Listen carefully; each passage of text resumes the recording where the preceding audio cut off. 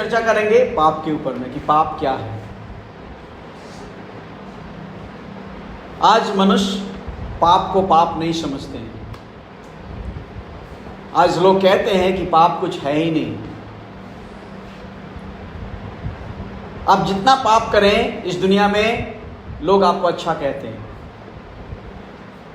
और आज देखिए, अगर नजर दौड़ाइए अपने चारों तरफ, लोग पाप पे पाप, पाप पे पाप, पाप पे पाप करते जा रहे हैं, लेकिन उनके अंदर थोड़ा सा भी एहसास नहीं है कि वो पाप कर रहे हैं और इसका परिणाम क्या होगा।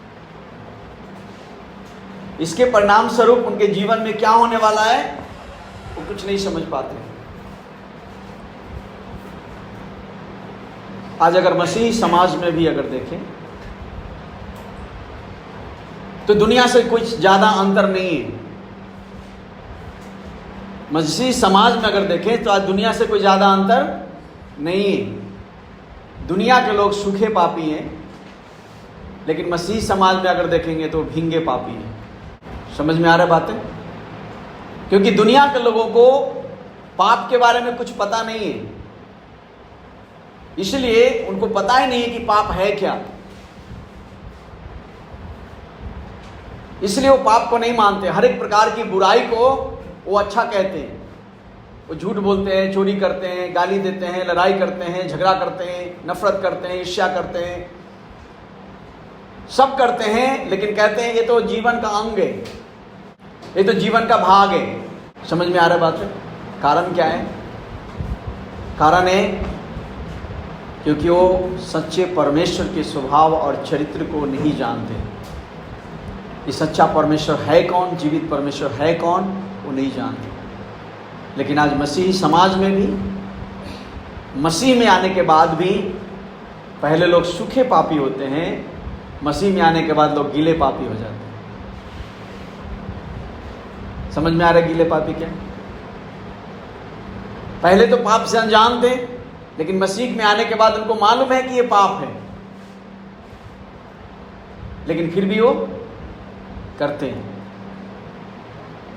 पता है कि जो हम कर रहे हैं अच्छा नहीं है, लेकिन फिर भी वो करते हैं।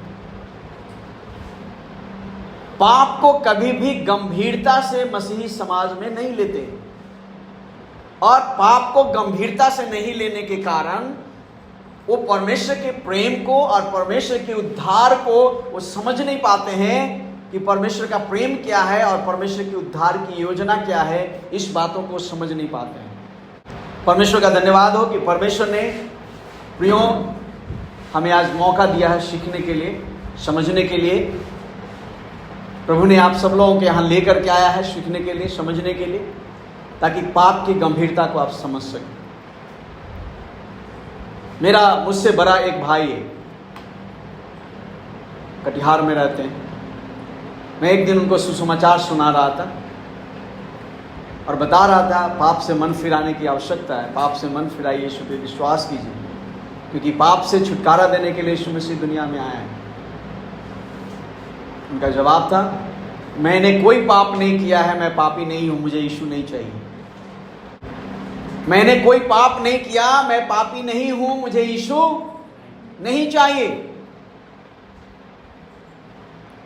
और आज यही दुनिया की हालत है, क्योंकि लोग आज पाप को नहीं समझते हैं, इसीलिए आज उनको यीशु नहीं चाहिए।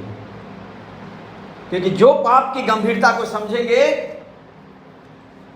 तो यीशु को ढूंढेंगे, तलाश को ढूंढेंगे कि कौन मुझे पाप से छुटकारा देगा। अब किसी भी धर्मशास्त्र में खोजिए, पाप के बारे में तो लिखा है कि ये पाप है, मत करो, लेकिन पाप से छुटकारा का क्या उपाय है कोई धर्मशास्त्र नहीं बताता है, एक बाइबल को छोड़। पाप से हम कैसे छुटकारा पाएंगे कोई धर्मशास्त्र में नहीं लिखा है और नहीं बताता है कि पाप से हम कैसे छुटकारा पाएंगे। क्यों? कारण है क्योंकि वो पाप को गंभीरता से लेते ही नहीं, और यही कारण है कि वो पाप के ऊपर ज्यादा बात नहीं करते।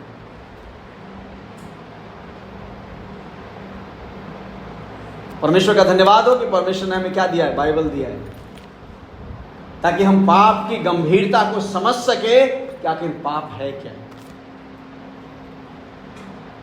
समझ में आए बातें? तो हम लोग देखेंगे कि पाप के बारे में बाइबल क्या कहती है,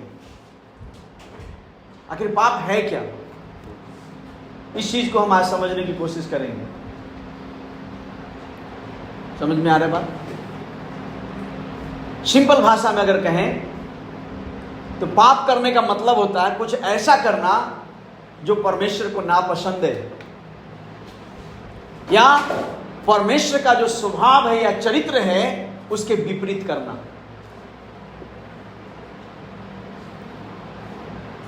ध्यान से सुनिए, परमेश्वर के स्वभाव में कोई पाप नहीं है। तो पाप क्या है?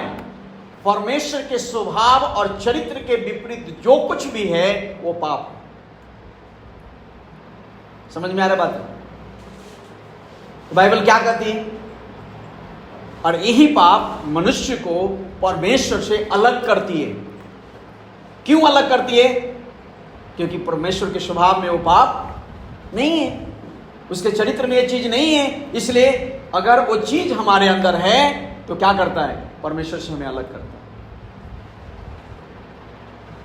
ठीक है, तो हम कुछ विशेष बातों को देखेंगे कि बाइबल क्या कहती है, पाप के बारे में बाइबल क्या कहती है। हम लोग वचन को पढ़ेंगे और देखेंगे।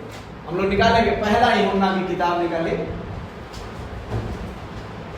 ठीक है, उसका 3 अध्याय और 4 पद को पढ़िए। जी, पहला यूहन्ना 3:4। जो कोई पाप करता है हाँ, वह व्यवस्था का विरोध करता है। हाँ, और पाप तो व्यवस्था का विरोध है। आमीन। जो कोई पाप करता है वो क्या करता है? व्यवस्था का विरोध करता है, क्योंकि पाप क्या है? व्यवस्था का विरोध करना है। कितने लोग जानते हैं कि परमेश्वर ने मानव जाति को व्यवस्था दिया है जीने के लिए? व्यवस्था क्या है? समझते हैं व्यवस्था क्या है? लॉ एंड ऑर्डर, नियम एंड कानून। जब हम मनुष्य होकर के एक पंखा बनाते हैं, जो पंखा चल रहा है, तो उसके लिए हम लोग क्या करते हैं? निर्देश जारी करते हैं, नहीं? हाँ या नहीं? रूल रेगुलेशन उसके लिए जारी करते हैं। परमेश्वर जो मनुष्य जाति को बनाया, क्या उसके लिए निर्देश रूल रेगुलेशन नहीं जारी करेगा? तो परमेश्वर का जो रूल है, रेगुलेशन है, वही परमेश्वर की क्या है? परमेश्वर की व्यवस्था है। समझ में आ रहा है? और जब हम उस व्यवस्था का विरोध करते हैं तो ये क्या कहलाता है? पाप। ये पाप कहलाता है। जैसे यहां स्कूल का भी गाइडलाइंस है, हाँ या ना? रूल रेगुलेशन है। अगर उस स्कूल का अगर गाइडलाइंस को अगर आप तोड़ेंगे, उसका विरोध करेंगे, तो ये क्या कहलाएगा? ये पाप कहलाएगा। तो व्यवस्था का विरोध करना क्या है? पाप है। तो लिखिए यहां पर, क्या लिखना है? व्यवस्था का विरोध। व्यवस्था का विरोध करना क्या है? पाप। दूसरा वचन को देखेंगे हम। पहला यूहन्ना 5:17। सब प्रकार का अधर्म तो पाप है, परंतु ऐसा पाप भी है जिसका फल मृत्यु नहीं। क्या लिखा है? सब प्रकार का अधर्म क्या है? पाप है। पाप। अधर्म क्या होता है? जो धर्म के विपरीत हो। जो धर्म के विपरीत हो। धर्म के विपरीत है। एक्चुअली धर्म नहीं है। चलिए अगर आप इंग्लिश में पढ़ेंगे तो लिखा है धार्मिकता, अधार्मिकता। समझ में आ रहा है? तो हर प्रकार की अधार्मिकता क्या है? पाप। और अधार्मिकता क्या है? उसको हमको समझना है। अधार्मिकता परमेश्वर के चरित्र के विपरीत है, क्योंकि परमेश्वर का स्वभाव भी है और चरित्र है। लेकिन अधार्मिकता क्या है? ये परमेश्वर के चरित्र के विपरीत है। जैसे परमेश्वर प्रेम है, आपने सीखा है परमेश्वर प्रेम है, लेकिन अगर आप प्रेम नहीं करते हो तो आप क्या कर रहे हो? अधार्मिकता का काम कर रहे हो। समझ में आ रहा है? प्रेम नहीं करना क्या है? अधार्मिकता का काम है। लेकिन अगर आप प्रेम करते हो तो आप क्या करते हो? आप धार्मिकता का काम करते हो। समझ में आ रहा बात है? परमेश्वर दया है, दयालु है, वो दया करता है और चाहता है कि हम क्या करें? हर एक व्यक्ति के ऊपर दया दिखाएं। लेकिन अगर आप दया नहीं दिखाते हो तो आप क्या करते हो? आप अधार्मिकता का काम करते हो। क्यों? क्योंकि परमेश्वर दया है और आप उसके चरित्र के विपरीत काम करते हो। तो उसके चरित्र के विपरीत काम करना अधार्मिकता है। लेकिन उसका जो चरित्र है, अगर उस चीज को आप करते हो तो इसका मतलब क्या है? आप धार्मिकता का काम करते हो। समझ में आ रहा बात है? तो पाप क्या है यहां पर? सब प्रकार की अधार्मिकता, सब प्रकार की अधार्मिकता। क्यों लिखा है सब प्रकार की? क्योंकि परमेश्वर का एक चरित्र नहीं है, परमेश्वर के बहुत सारे चरित्र हैं। समझ में आ रहा बात है? इसलिए लिखा है जितना भी परमेश्वर का चरित्र है, अगर उसके आप विपरीत करते हो तो आप क्या करते हो? अधर्म के काम करते हो। और यह धर्म का काम क्या है? यह धर्म के काम क्या है? ये पाप। याकूब 4:7 देखेंगे। याकूब की किताब 4:7। इसलिए जो कोई भला करे, भलाई करता है, भलाई इसलिए जो कोई भलाई करना चाहता है और नहीं करता, उसके लिए यह पाप है। क्या लिखा है? यदि कोई भलाई करना जानता है या भलाई करने की ताकत है उसके अंदर, लेकिन अगर भलाई नहीं करता है तो क्या है? पाप है। क्यों? क्योंकि परमेश्वर भला है और वो चाहता है कि हर एक व्यक्ति भलाई करे। और परमेश्वर के चरित्र का अगर आप नहीं करते हैं तो क्या है? पाप। इसलिए लिखा है कि भलाई करना जानते हैं, अगर नहीं करते हैं तो क्या है? ये पाप है। तो भलाई नहीं करना क्या है? भलाई नहीं करना क्या है? पाप। रोमियो 14:23। पर जो संदेह करके खाता है वह दंड के ठहर चुका, क्योंकि वो विश्वास से नहीं खाता। क्योंकि जो कुछ विश्वास से नहीं है वो क्या है? पाप। जो कुछ विश्वास से नहीं है वो क्या है? पाप है। यानी अविश्वास। और अविश्वास क्या है? पाप। दूसरी भाषा में कहें, संदेह करना पाप है। अविश्वास को क्या बोल सकते हैं? संदेह। जो कुछ भी डाउटफुल है, संदेहपूर्ण है, वो क्या है? वो पाप है। अगला वचन देखेंगे, रोमियो 3:23 देखेंगे। और इसी के साथ में भजन संहिता 51:4 देखेंगे। 51:4। और इसी में न्यायों की किताब 20:16 पढ़ेंगे। इसलिए कि सबने पाप किया है और परमेश्वर की महिमा से रहित है। क्योंकि इसलिए सबने पाप किया है और परमेश्वर की महिमा से रहित है। बस रुक जाइए। सब लोगों ने क्या किया? पाप किया। और क्या हुआ है? परमेश्वर की महिमा से रहित है। मतलब परमेश्वर की उपस्थिति से अलग है। ठीक है, चलिए भजन संहिता 51:4 पढ़े। मैंने केवल तेरे ही विरुद्ध पाप किया है, मैंने केवल तेरे ही विरुद्ध पाप किया और जो तेरी दृष्टि में बुरा है, और जो तेरी दृष्टि में बुरा है वही किया है, ताकि तू बोलने में धर्मी, ताकि तू बोलने में क्या ठहरे?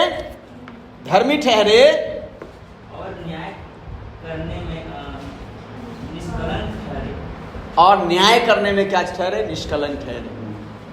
ओके, न्यायों की किताब 20 का 16 पढ़िए। इन सब लोगों में से 773 चुने हुए पुरुष थे, हाँ, जो सब के सब ऐसे थे कि गोफन से पत्थर मारने में बाल भर भी न चूकते थे। बस बस बस, गोफन मारने में क्या थे? निशाने में चूकते नहीं थे, गुलेल से। ठीक है, तो अगर ये तीनों वचन को अगर देखेंगे तो जो यहोवा के दृष्टि में बुरा है वो पाप है।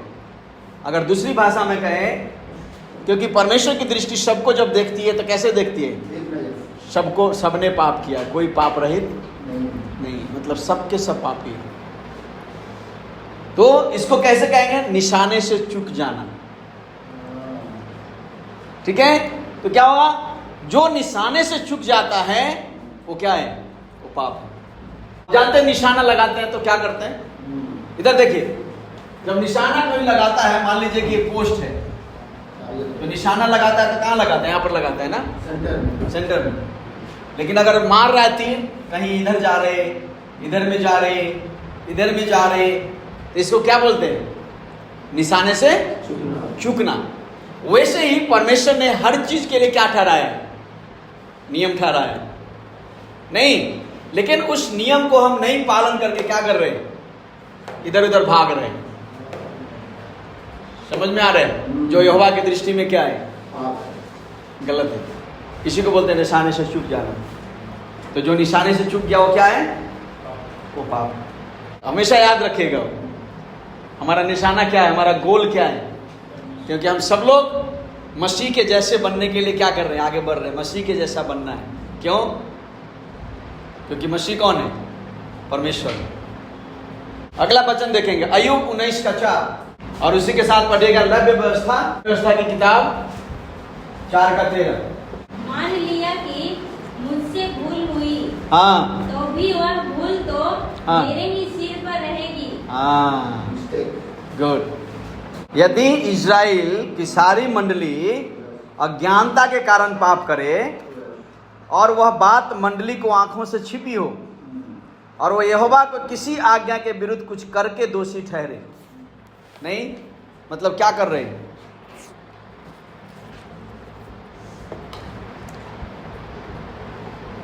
किसी भी प्रकार का भूल करना, नहीं, या भटक जाना, रास्ते से भटक जाना, क्या है? ये पाप है। चलना कहीं और था, चल कहीं और रहे। समझ में आ रहा बातें? चलना कहीं और था, चल कहीं और रहे। जाना कहीं और था, जा कहीं और रहे। इसको क्या बोलते हैं? भटक जाना, या निशाने से भी चूक जाना बोलेंगे, नहीं। तो इसलिए क्या है? भटक जाना क्या है? भटक जाना भी पाप। हम लोग देखेंगे यशायाह 1 का 2 से 4।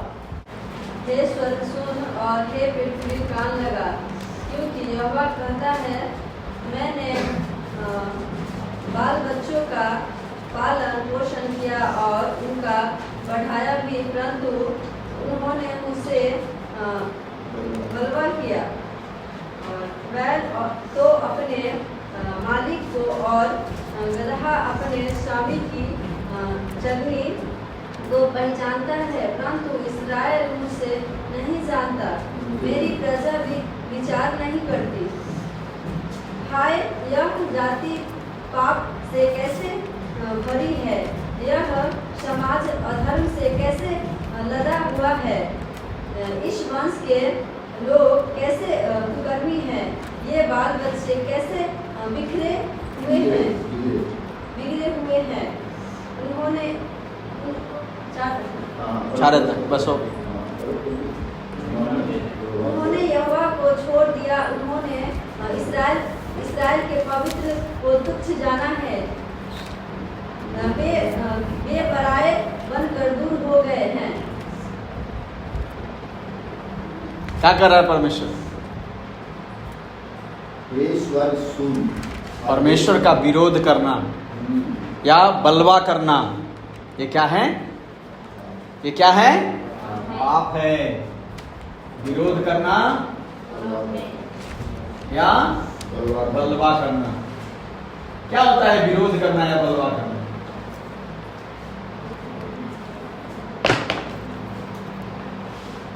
ये विरोध करना या बलवा करना क्या होता है? आप लोग समझते हैं या नहीं समझते? विरोध करना जानते हैं, बलवा करना नहीं जानते। विरोध करना क्या होता है? एक दूसरे के खिलाफ होते हैं, हाँ, दूसरे के खिलाफ खड़े होते हैं। अगर कुछ बोल रहा है तो हम उसको नहीं मानते, इनकार करते हैं, बोलते हैं ऐसा नहीं, ऐसा होना चाहिए। इसको बोलते हैं विरोध करना, और इसी को बोलते हैं बलवा करना। क्या करते हैं? अगर मुझे पसंद नहीं है और कुछ लोगों को अपने साथ इकट्ठा करके क्या कर रहे हैं? नहीं, एक दूसरे के विरुद्ध, उसके विरुद्ध में खड़े हो जाते हैं। इसको बोलते हैं बलवा करना। ठीक है? और वही कर रहा है इजरायली लोग। क्या कर रहे हैं?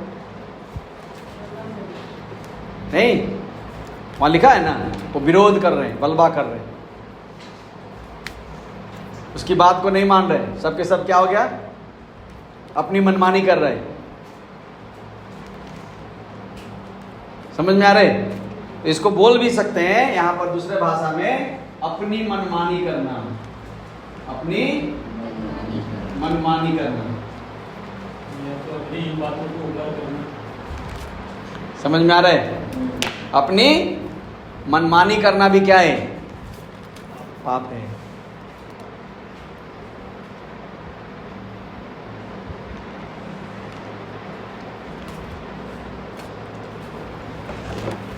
अगला देखेंगे, अगला वचन पहला शमूएल की किताब 12:23।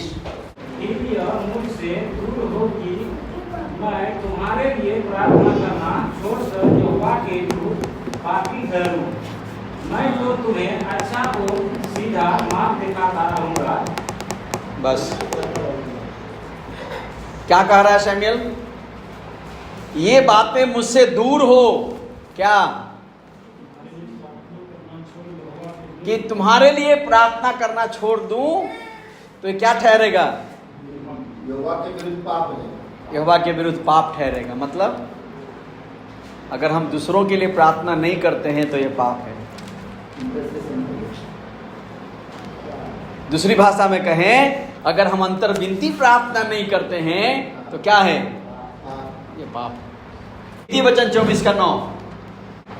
का विचार पाप और ठट्ठा करने वाले से मनुष्य घृणा करते। क्या है पाप? मूर्खता का विचार। मूर्खता का विचार करना क्या है? पाप है। मूर्खता का विचार क्या मतलब है इसका? मुकेश जी, जो युक्तिपूर्ण नहीं है। जो युक्तिपूर्ण नहीं है। ओके, राजहंस समझ में नहीं आया? और कोई? ये मूर्खता का विचार का क्या मतलब है? जो बिना विचारे करे।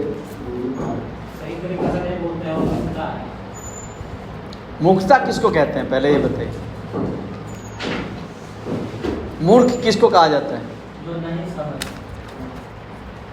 जो नहीं समझता है। और बड़े थे कालिदास महामूर्ख, जो डाल काटता था उसी के ऊपर बैठ कैसे खाता? बैठा इस पर मारा इस पर। ये कहानी सच है। अब समझ गया मूर्ख कौन है? वो तो महामूर्ख। मूर्ख समझ गए? वो महामूर्ख समझ या मूर्ख समझ? मूर्ख समझ गए? हैं? मूर्ख नहीं समझ में आया कि मूर्ख किसको कहते हैं?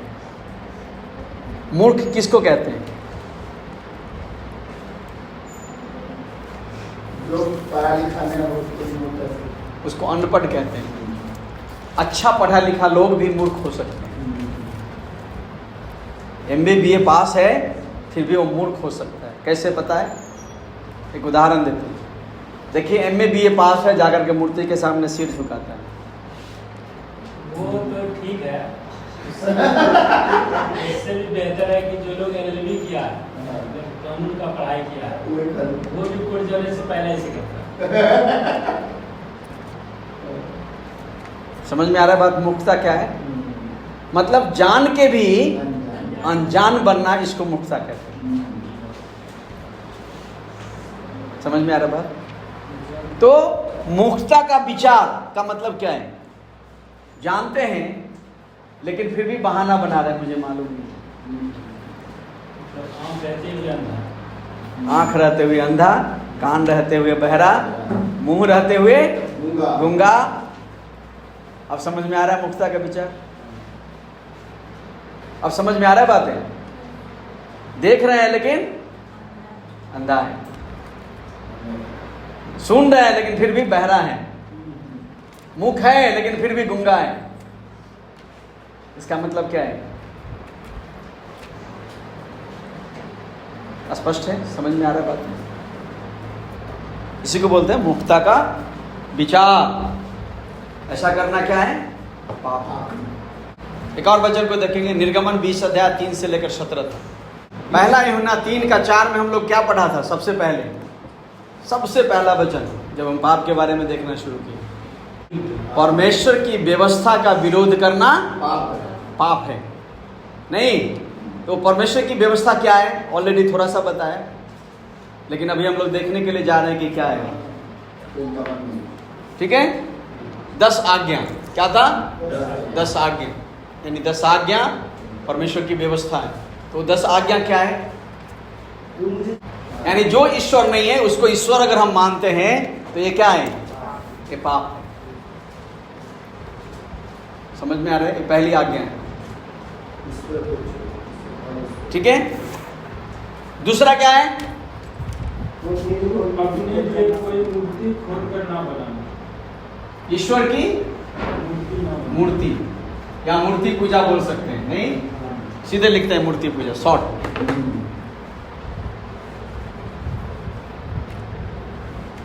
मूर्ति पूजा नहीं, ये पाप है।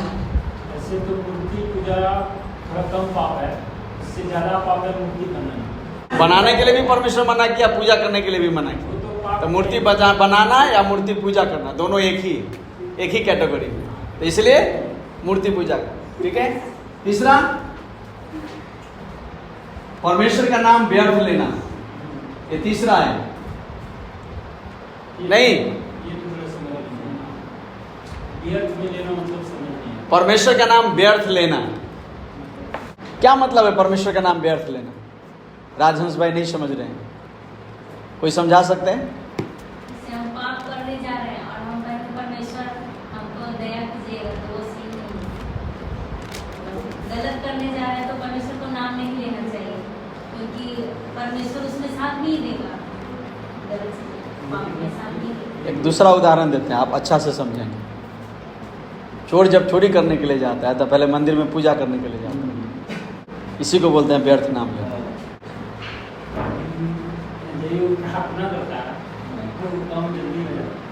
समझ में आ रहा है बात है? क्योंकि वो ईश्वर से तो नहीं करता है प्रार्थना, किसी और से प्रार्थना करता है ना? उसके नजरिया में ईश्वर है, उसके नजरिया में वो ईश्वर है, लेकिन ईश्वर से प्रार्थना नहीं करता है।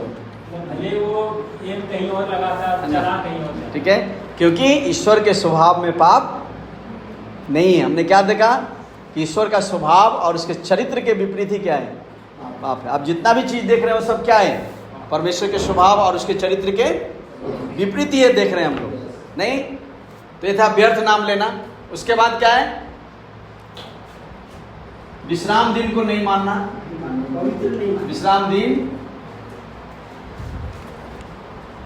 दिन को पवित्र नहीं मानना। इसका क्या मतलब सब लोग समझते हैं या नहीं? इसका क्या मतलब है? विश्राम दिन को पवित्र नहीं मानना सब लोग समझते हैं या नहीं? सब लोग समझते हैं? हेलो, क्या?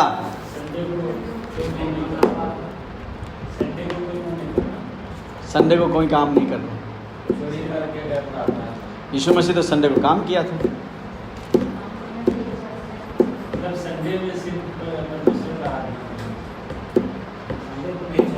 यीशु मसीह ने तो उदाहरण दिया था, अगर तुम्हारा बैल गिर जाएगा तो क्या करोगे? निकालोगे या नहीं? वो तो काम हो गया। क्या मतलब है विश्राम दिन को पवित्र मानना?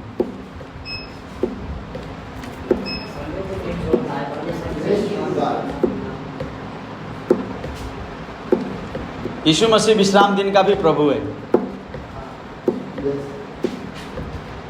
हम हिंट्स दे रहे हैं आपको समझने के लिए। यीशु मसीह विश्राम दिन का भी क्या है? वो प्रभु है।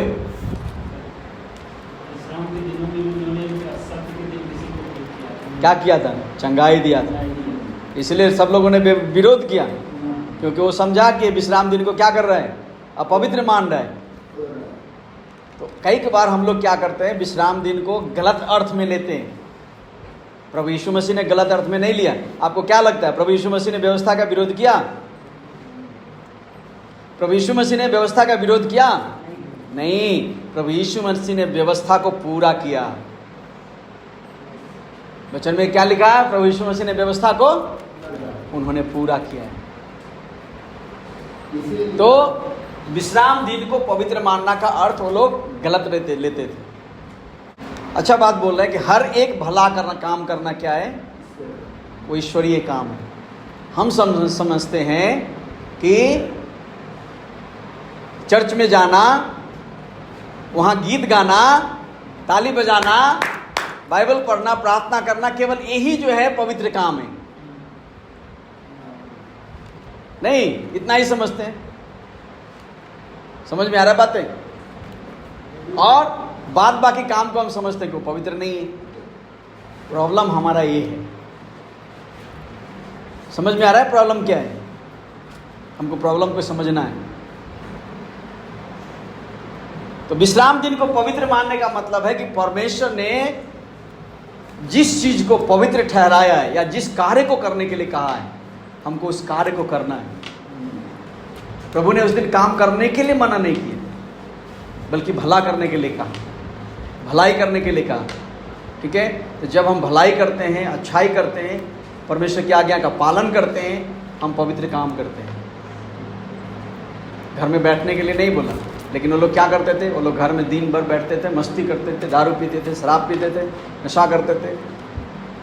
मतलब इस दिन धर्मोपार्जन नहीं करना है, रेस्ट इन लॉर्ड। समझ में आ रहा बात? ये कर सकते हैं कि ऐसा काम करे जिसमें कि प्रभु की महिमा। हाँ, प्रभु की आराधना करना जरूरी है, प्रशंसा करना जरूरी है, भलाई का काम करना भी जरूरी है। अब इसका मतलब ये नहीं कि हम उस दिन पैसा कमाने के लिए जाएं, दिन भर गधा की तरह खटें। परमेश्वर वो नहीं बोलता है करने के लिए। परमेश्वर विश्राम करने के लिए बोलता है, रेस्ट करने के लिए कहता है कि आराम करो। अगर हम 6 दिन काम कर रहे हैं तो 7वें दिन क्या करना है? हमको रेस्ट करना है, शरीर को आराम देना है। ये विश्राम दिन भी किसके लिए परमेश्वर ने बनाया? हमारे और आपके लिए। आप अगर लगातार काम करोगे तो क्या होगा? ये शरीर को चैन नहीं मिलेगा, रेस्ट नहीं मिलेगा, शरीर फिर अगला दिन चलेगा नहीं अच्छा से। समझ में आ रहा बात है? परमेश्वर ने रात को क्यों बनाया? आपको रेस्ट करने के लिए, आराम करने के लिए। लेकिन हम क्या करते हैं?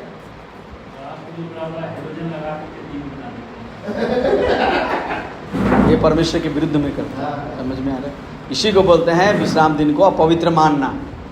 अब समझ में आया? स्पष्ट है? क्लियर है? भैया एक क्वेश्चन और करते हैं। बोलिए। तो जो लोग रात दिन को काम करते थे, ये भी पाप निश्चित गलत है, देश लॉ है, परमात्मा रात में निश्चित गलत है। पैसे आपको रेस्ट करना है, हाँ, आपको रेस्ट की जरूरत है। अगर आप लंबा जाना चाहते हैं तो आपको रेस्ट करना जरूरी है, नहीं तो आप लंबा क्या होगा? नहीं जा सके। ओके? तो विश्राम दिन को पवित्र मानना। उसके बाद फिर क्या आता है? माता पिता का अनादर करना। आज्ञा मानना, माता पिता का आज्ञा मानना, अनादर करना।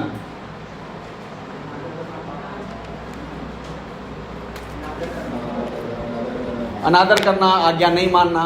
क्योंकि आज्ञा क्या है? माता पिता का आदर करना है ना। अगर उसका अनादर करते हैं तो क्या होगा? पाप। ठीक है? फिर क्या लिखा है आगे? खून करना। हो गया इसके इधर? क्या है? खून करना। खून करना नहीं। उसके बाद फिर आगे क्या है? बेविचार करना। हम ये सब चीज पर बाद में डिटेल में देखेंगे। ठीक है? अभी ऐसे हम केवल जा रहे हैं, बता रहे हैं कि क्या क्या पाप है, बेविचार करना, ठीक है। उसके बाद क्या है? चोरी करना।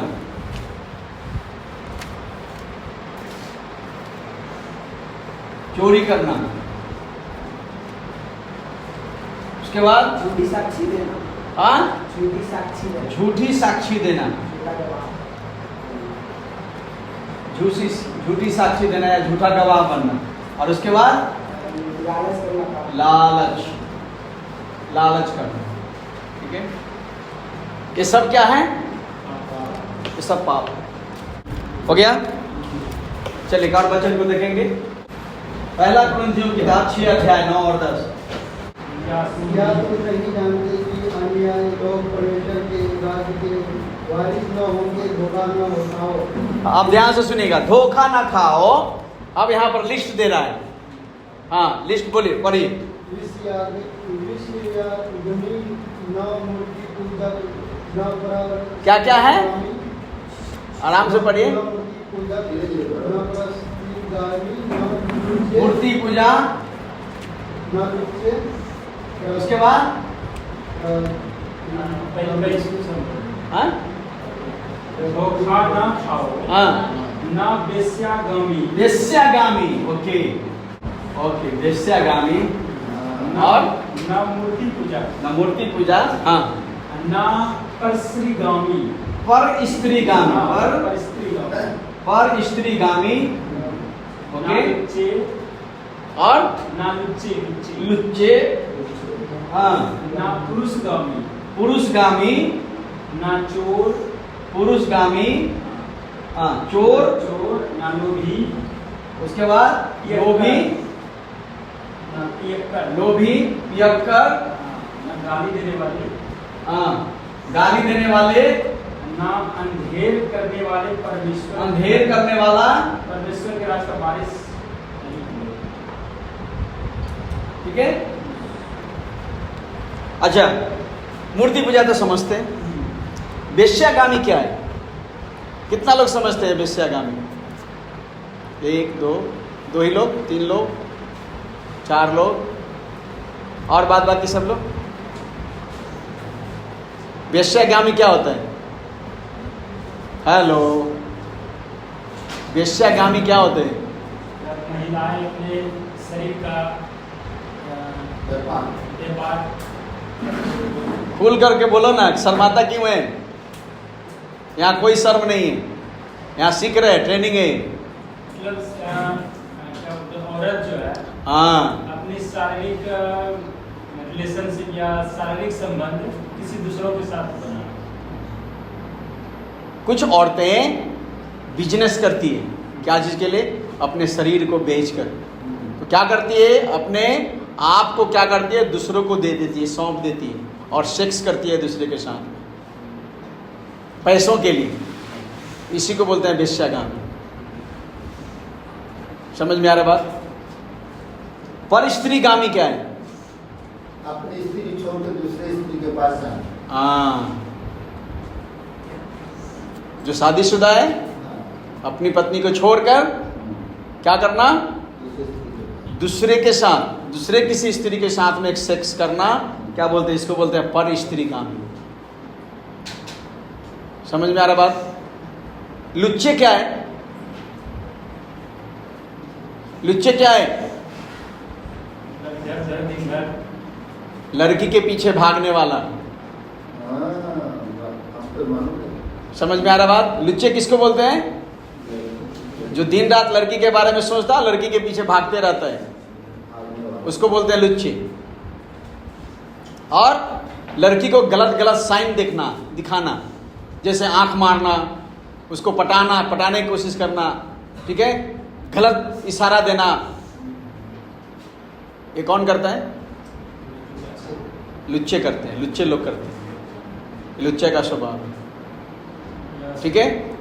गलत विचार से किसी को छूना, समझ में आ रहा है? ये सब लुच्चे का काम है। पुरुषगामी क्या है? Man to man. जो संबंध स्त्री और पुरुष सेक्स करते हैं वो पुरुष और पुरुष सेक्स करना, इसको बोलते हैं पुरुष गान। ठीक है। चोर तो ऑलरेडी पहले पढ़ चुके। लोभी मतलब लालच करना, 10 आज्ञा में देखा लालच, वही लोभी है। पियक्कर सब जानता है। दारू पीना।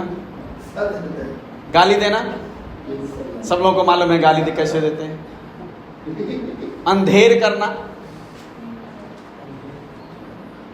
अंधेर करना। दूसरे को दूसरे का जानता है। हाँ? दूसरे के ऊपर अंधेर करना। अंधेर में दूसरे क्या को- इसका क्या मतलब अंधेर करना का मतलब? धोखा धोखा देना या- धोखा देके कुछ खराब लेना। हाँ, धोखा देना भी आ सकता है इसके अंदर में, अंधेर करना, हाँ किसी का बेईमानी करना, हाँ है ना, किसी को लूट लेना। ठीक है, ये सब अंधेर करने में आएगा। समझ में आ रहा बात है?